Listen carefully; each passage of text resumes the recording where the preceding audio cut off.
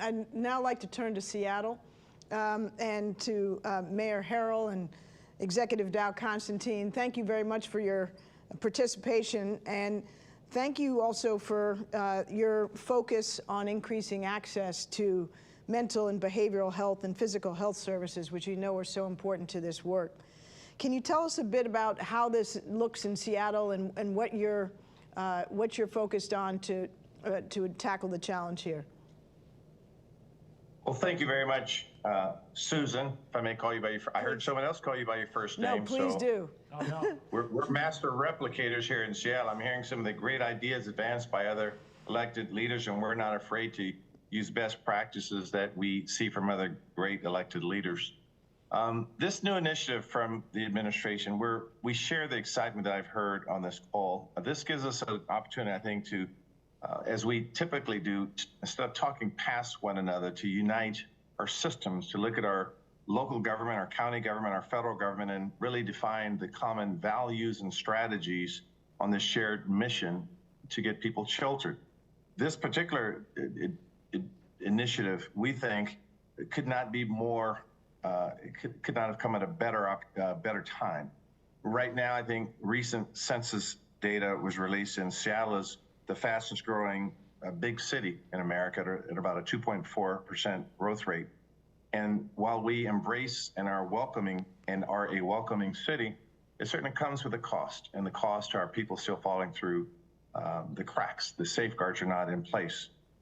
This particular initiative, which is aligned with, I think, the housing first approach that we certainly embrace, will critically bring people indoors, give them a pathway to recovery, and look at the institutional challenges that we've had through historical practices to make sure we can prevent it in the first place.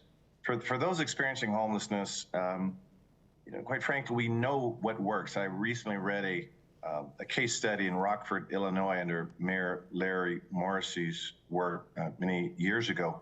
We know what works. It's harm reduction services, certainly specific drug treatments, strategies, street outreach, critical incident responses, mobile crisis teams embedded in police, fire, and community organizations, and what I call best practices and first responders. And so this all inside initiative, like I said, could not come at a better time for us to help coordinate. What's working in one city will work here because we're dealing with the same American issues that we have to recognize that we are in this together. That's why I like, as someone said, I think Mayor Giles said, I love the all inside theme, because that's what we need. And we recently passed a crisis care center levy that talks about this kinds of treatment. And I would certainly turn to Executive Dow Constantine, who's been a leader in this space, to maybe perhaps say a few words about the behavioral health investments that the voters recently embraced, which we think fits in beautifully to this all inside strategy.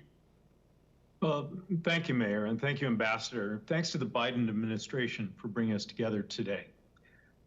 Last month, as the Mayor said, our voters countywide approved a groundbreaking, we hope game-changing, $1.25 billion measure to do three things: build crisis care centers across the county, to preserve and expand community-based treatment facilities, and to invest in the workforce. And we think that's critical because it takes people to treat people.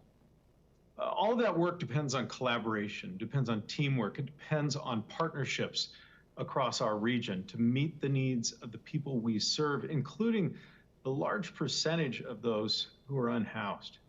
And Secretary McDonough, shortly I'm going to launch the campaign for the renewal of our Veterans Levy to better serve those who have served our nation.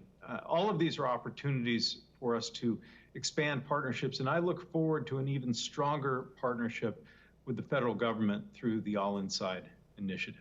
Thanks so much.